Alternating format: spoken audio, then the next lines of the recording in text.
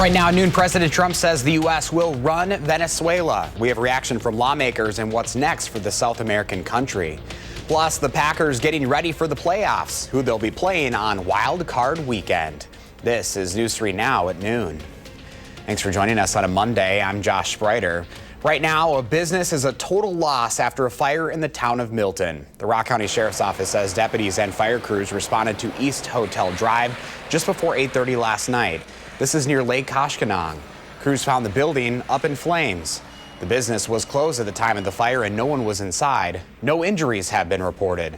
The cause of the fire has not yet been determined. Also in the town of Milton, officials are investigating a Saturday night fire that completely destroyed a house, leaving multiple people without their home. Officials responded to the fire on Road 5 in the Mallwood Estates subdivision around 11:30. The fire was later under control just before 1 o'clock in the morning. Neighbors are helping those who lost their home. President Trump insists the U.S. can, quote, fix Venezuela after American soldiers captured the Venezuelan president and brought him to the U.S. to face criminal charges. Earlier today, Maduro and his wife pleaded not guilty to those charges. Aaron Navarro has the latest from the White House. Venezuela's Supreme Court has appointed Vice President Delcy Rodriguez acting president of the country. We're dealing with the people that just got sworn in, and don't ask me who's in charge, because I'll give you an answer and it'll be very controversial. What does that mean? Because we're in charge. President Trump said he has not personally spoken with Rodriguez yet, but told The Atlantic if she doesn't do what's right, she's going to pay a very big price. I don't have to tell you. I just say that she will face a situation probably worse than Maduro, because, you know, Maduro gave up immediately. Rodriguez said she's inviting the U.S. to work with her, but President Trump has not ruled out U.S. forces on the ground. What we should see in the coming days are the outlines of a clear strategy, a strategy of coercive diplomacy. But I'll tell you, Gail, that's not easy to do. It may be something bigger. Trump administration officials are briefing some members of Congress today about the Venezuela operation, even as some are questioning the president's legal authority to carry out the raid. I believe it's an illegal action because we're not supposed to be at war without a vote of Congress.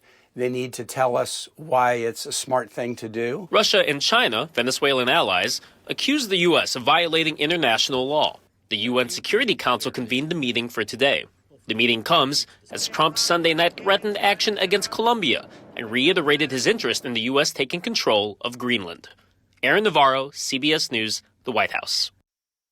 President Trump says he also thinks it looks like Cuba will collapse soon.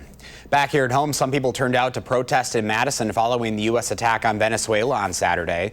They joined nationwide protests to share their objection. This happened as Venezuelans around the U.S. celebrated the news. Outrage, one, that the United States would go in and bomb a sovereign country with no justification the way that they have. I think everybody here is angry that this is happening. We don't want this war, but we're also optimistic that we can build a movement that will stop it. It's just a feeling. I can't explain it. We make a life here because we had to, not because we wanted to. So we really want to go back. Politicians in Wisconsin also had mixed reaction, with Congressman Mark Pocan saying what played out is illegal and President Trump should have received congressional approval. Meanwhile, Representative Brian Stile tweeted Nicolas Maduro is a narco-terrorist indicted on drug trafficking charges. He contributed to the overdose deaths of thousands of Americans each year. Let's get a first check of your first warn forecast. Here's meteorologist Jacob Montesano. Hi, Jacob. Hey, Josh. Temperatures noticeably better out there. We are in the 30s across much of Dane County and across much of the area, with some locations getting close to the lower 40s. Comparing these temperatures to the temperatures 24 hours ago, we are around 10 to 15 degrees warmer, and the temperatures we're going to see today, they're going to stay at this level for most of the week. But we still are going to see a few precipitation chances, some in the form of rain, some in the form of freezing rain, and also some snow. Now, the first round after yesterday's precipitation has cleared out, we are going to see later tonight. Now, for the rest of today, we'll continue to see cloudy skies, but we're not expecting much in terms of precipitation until after sunset. And then once we get towards the later evening and overnight hours, we'll see some rain, some freezing rain, and some snow move through central Wisconsin. And then later in the night, some of that precipitation will drift to the south. Right now, it looks like far southern Wisconsin will mostly see rain from this system, but some of that freezing rain could definitely trickle south, and the chance of of some light precipitation is expected throughout much of the day tomorrow. Again, I don't expect to see too many travel hazards, especially for Madison and area south. Now, central Wisconsin could definitely see some slippery roads throughout the night into tomorrow. Not expecting much in terms of snow accumulation, but obviously with that freezing rain, it won't take much to create those slippery roads. So definitely take it easy when you're traveling, especially those of you off to the north. This will clear up by Tuesday night, and then we have another system tracking through our area at the end of the week. I'll talk more about that coming up a bit later. All right, Jacob, we'll see you then. Thank you. New at noon, embattled Minnesota Governor Tim Walz says he will not seek re-election as criticism over welfare fraud scandal in his state intensifies. Walz says he decided to step out of the race and let others worry about the election while he focuses on the work. While not accused of any wrongdoing, Republicans blame Walz and Democrats for the abuse of taxpayer dollars. Minnesota officials have until January 9th to provide the Trump administration with information about providers and parents who receive federal funds for child care. The Packers will get another shot to take down the Bears, this time in the playoffs. Sunday's loss to Minnesota didn't have any impact on the playoff race. But since the Bears lost to the Lions, Chicago will host Green Bay this weekend. The oldest rivalry in the NFL will square off Saturday night at 7. This will be on Amazon Prime. It's only the third time Green Bay and Chicago will face off in the playoffs. Right now, the cheapest tickets are going for about $600 a piece. We'll have live coverage from Chicago this Friday and Saturday, getting you ready for the game. Then on Sunday, tune into CBS for Wild Card Weekend as Josh Allen and the Buffalo Bills head to Jacksonville to take on Trevor Lawrence and the Jaguars. Kickoff is set for noon. Also happening on CBS this weekend, the Badger men's basketball team heads to Ann Arbor to take on Michigan in a Big Ten showdown. The Wolverines are currently undefeated and the #2 team in the country. Can Bucky pull off the upset? Tip-off is set for noon this Saturday, again right here on News 3 Now. Badger women's basketball head coach Robin Pingeton continues to call her team a sleeping giant, but after yesterday's performance, it's clear that giant is wide awake. With an early lead, Ronnie Porter drives to the paint and scores. Then Brenna Ware comes out of nowhere to tie the game. Battled tough, the Badgers did, and they held on to win 74-73. A quick note here, unfortunately, we will not be having our plant question segment later in the show due to an unforeseen schedule change. Lisa Briggs from the Bruce Company will be back this Wednesday on Live at 4 to answer those questions, as well as next Monday right here at noon. Well, coming up next for us on News 3 Now, what films came out on top of the weekend box office, plus how the International House of Pancakes is kicking off the new year.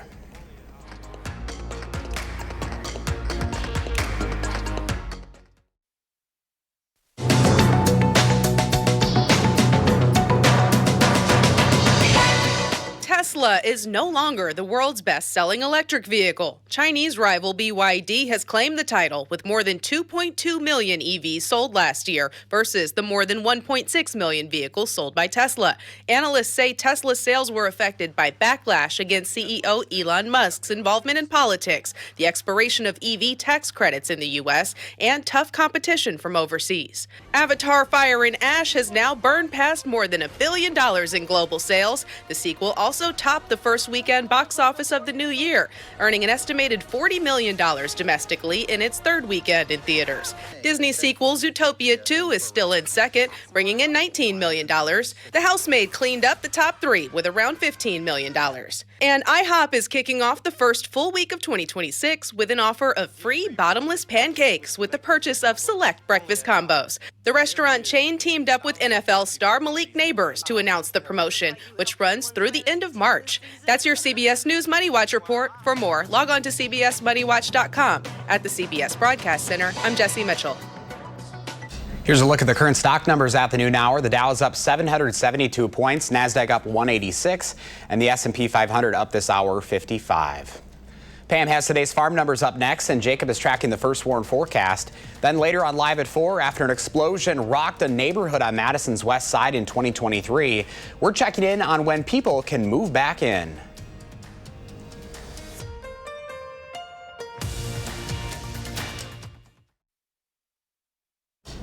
Welcome back. Let's check in now with Pam Yankee for the Midwest Farm Report. Happy New Year, Pam. It's been so long since I've been able to talk to you.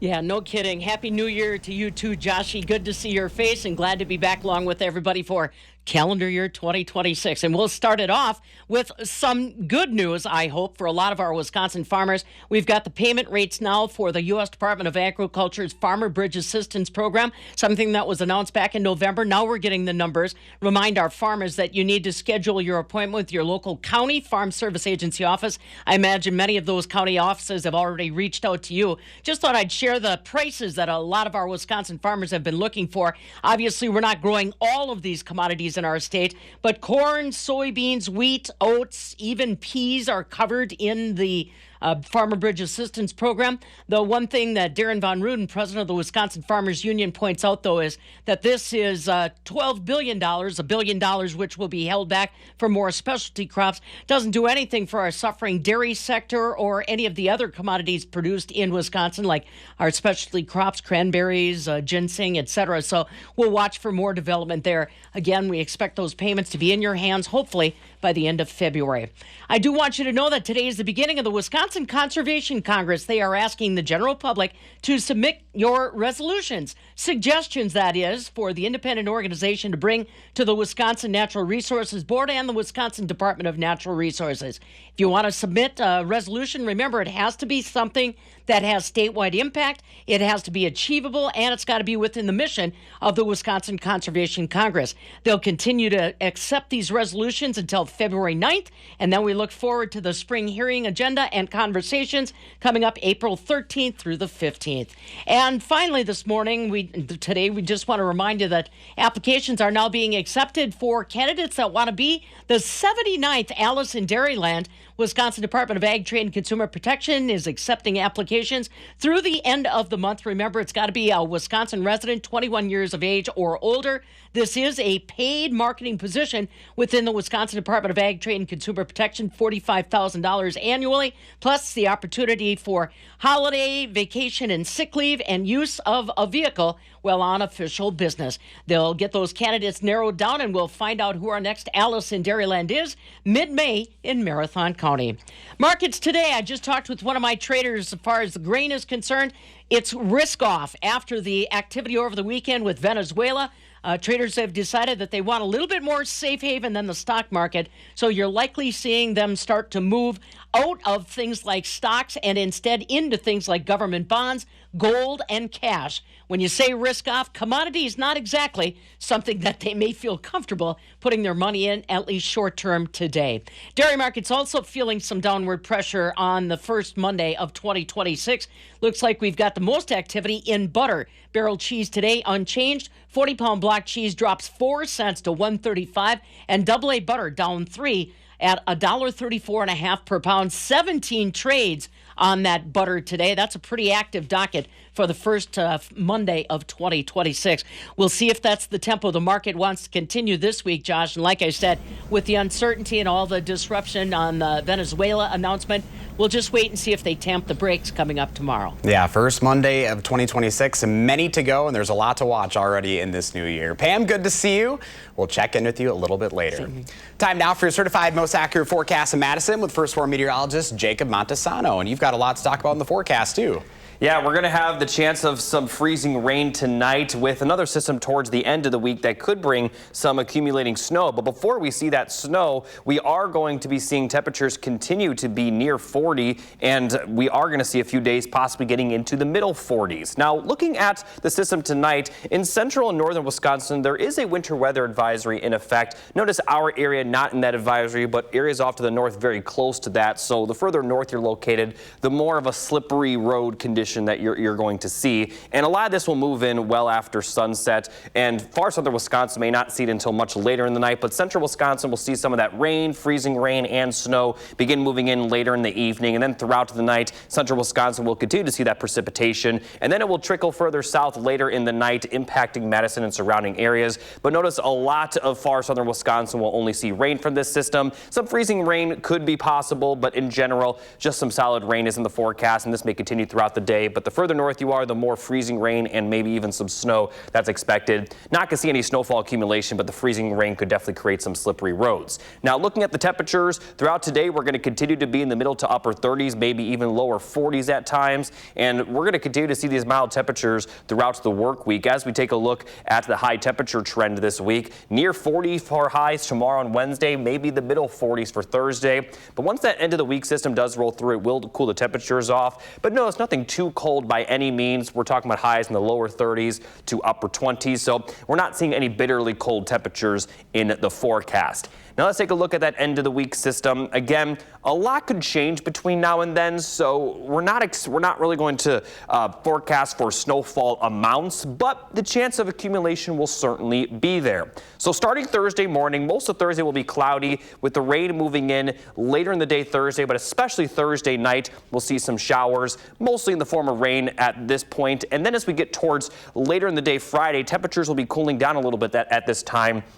And we could see kind of a rain-snow mix and then all snow by the time we get to Saturday. Now, some areas further to the west and north may see it start out as snow and stay as snow, but right now it does look like Friday night we'll see a rain-snow mix, and then once we get to Saturday, we likely will see all snow. Now, the track of this system has continued to change and still several days out, so the track could definitely alter from what we're forecasting for right now, but there continues to suggest that at least somewhere in the Midwest there is the potential for that accumulating snow, and it looks like that will mostly clear out by the time we get to Sunday morning. Now, as I mentioned, those temperatures are going to cool down a little bit from that, but we're not talking about a dramatic cool down. Highs will be back in the 20s, but no temperatures are going to be even close to the teens or even the single digits. Maybe some overnight lows close to the teens, but nothing like what we've seen certainly so far this winter. Overall, this week is going to be pretty comfortable. Again, that system tonight into tomorrow, mostly going to bring rain to southern Wisconsin, maybe some freezing rain,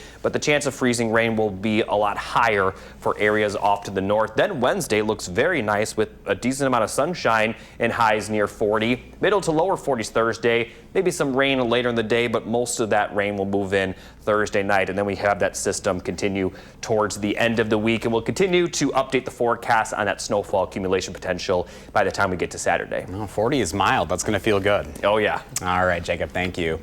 A nationwide program is helping people with Parkinson's right here in Madison. Ping Pong Parkinson brings participants together to exercise, build community, and have fun. The internationally recognized community started in New York. The Madison chapter started in 2023 rather. Many say it improves their health and creates a community with people who understand one another. I am participating in community, which is really beneficial. For people who have Parkinson's, oftentimes we're faced with feeling isolated. This is a place where we come together and can participate and have fun. Ping Pong Parkinson's meets twice a week at the East Madison Community Center and is open to anyone with Parkinson's or other neurological conditions. When we come back on News 3 Now at noon, the ocean's chemistry is changing. How ocean acidification is impacting the shellfish industry.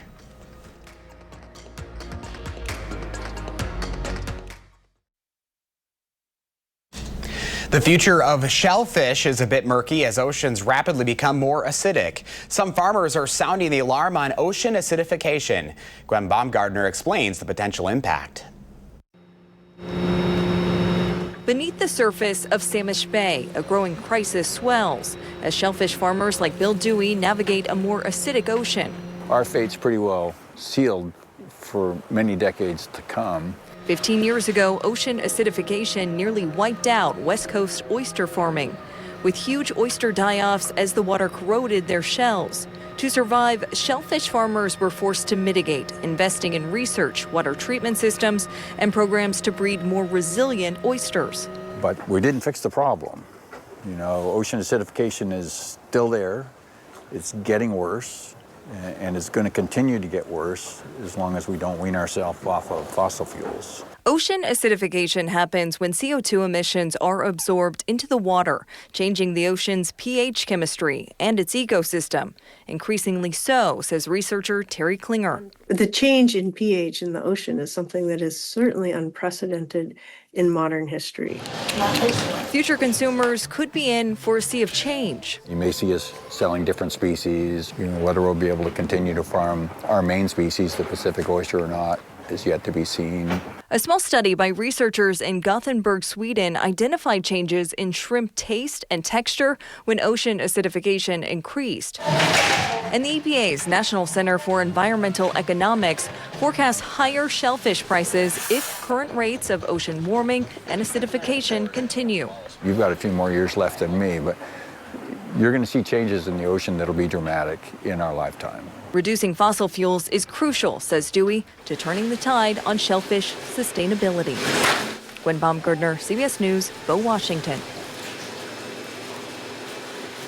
Here's Jacob with the final check of your forecast. Thanks, Josh. We're going to see those mild temperatures throughout the week, highs near and in the lower 40s for a few days. Chance of mixed precipitation tonight into tomorrow, and then more precipitation for the end of the week, beginning Thursday night and continuing through Saturday, where we could end as some snowfall. All right, Jacob, thank you. Thanks for watching News 3 Now Noon. Coming up next is The Bold and the Beautiful. Our next newscast is live at 4, and a reminder, you can find us streaming 24/7 on Channel 3000+.